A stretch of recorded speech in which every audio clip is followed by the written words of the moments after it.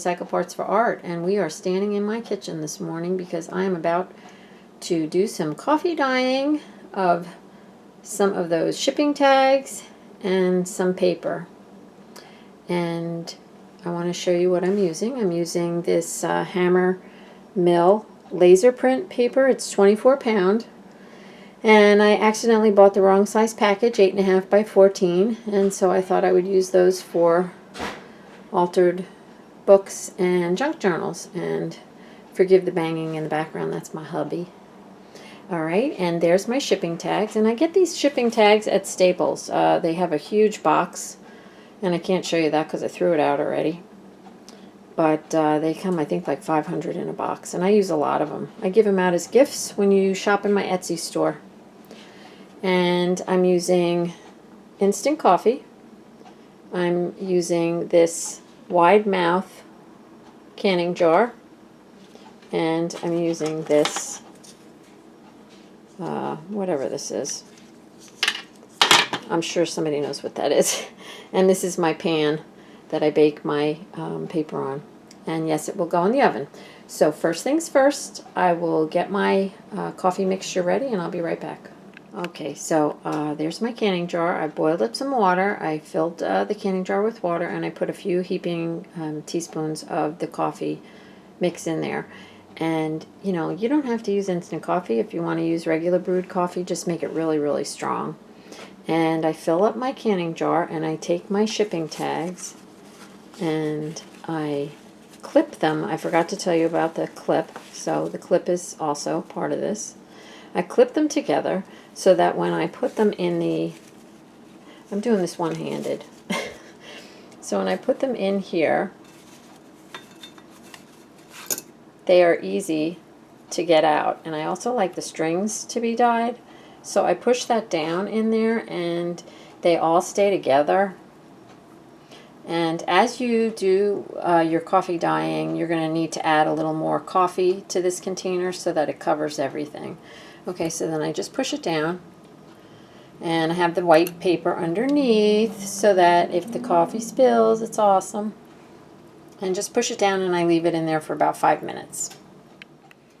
Okay. It's been 5 minutes and I actually got a stand for my camera so I can do this and show you exactly what I'm doing. So now I'm just going to lay my tags down and you see when the coffee drips off the tags I have the paper, so I'm killing two birds with one stone. And I also wanted to point out that if you like just evenly dyed tags or paper, then don't layer anything. If you like this look, let's see if I'm in frame, see there was a tag laying there. So if you like that look, then do what I'm going to do in a second. I'm going to layer my tags. You know, the faster I try to go, the slower I go. Sorry. So I like to layer them. And, you know, I just throw them down like that. All right. Now, the next thing I do is I put some coffee in this thing. So, you know, you just put it in the container and pull it up. And then I just spritz a little bit of dots. Now, it's not really going to do anything at this point other than it's just giving it a little more coffee color. But then what I do now is put this in the oven for 7 or 8 minutes at 300 degrees. Everybody's oven's different, so keep your eye on your tags. Don't walk into the other room and forget about them. So I'm going to put them in the oven, take them out at 7 minutes, and I'm going to show you what I'm going to do next. Okay, that is 7 minutes in my oven, and you see that the tags start to bubble. You might say they buckle up a little bit.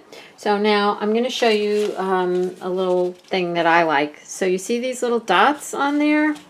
Now remember we just sprayed, not sprayed, we just used this thing.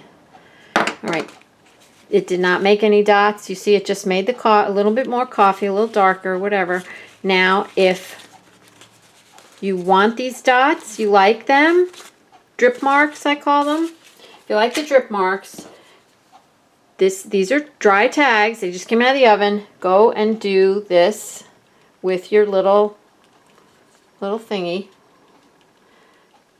Baster. Okay, like that. And then put it back in the oven for, you know, another 2 minutes. Now you can also, you know, move the tags around if you want to get different marks on them, and put them in the oven. I do, since one just flipped over, I wanted to point out to you that most of the coffee is on the front, and I am perfectly fine with that. If you want it on both sides, then you need to flip them all over, put a little more coffee on them, and put them back in the oven. But I'm going to use them like this because I'm going to put something, decoration on one side, and I'm going to leave the back side blank. All right, back in the oven. All right, here we are. This batch is out of the oven, and I just love them. So now the next thing I'm going to do is grab them and just put them in a pile like that, and put something heavy on top of them to flatten them out. You could iron them too if you felt like it, but I don't feel like it. So that's what I'm going to do, and then we're going to do some paper. All right, so now I've got my tags out of there. I put some paper in, and I'm just, oops, I'm messy. And I'm just going to take some coffee out of my container, which is right here. And here's my little, why do I keep forgetting what this thing is called? It's a barbecue flavor injector. And I'm just going to get some coffee on my paper, and I do it right in the tray.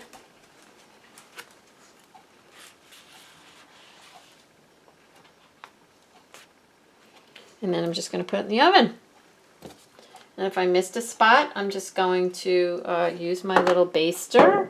There, I got it that time, baster. Again, I'm layering, and I'm not worrying too much. And if there's, you know, some extra coffee in there, that's fine too. And these are the pages, forgive my reach. I'm sorry I went right in front of you. These are my pages that were picking up the drips. I know there's a professional way to do this. This is just the way I do it.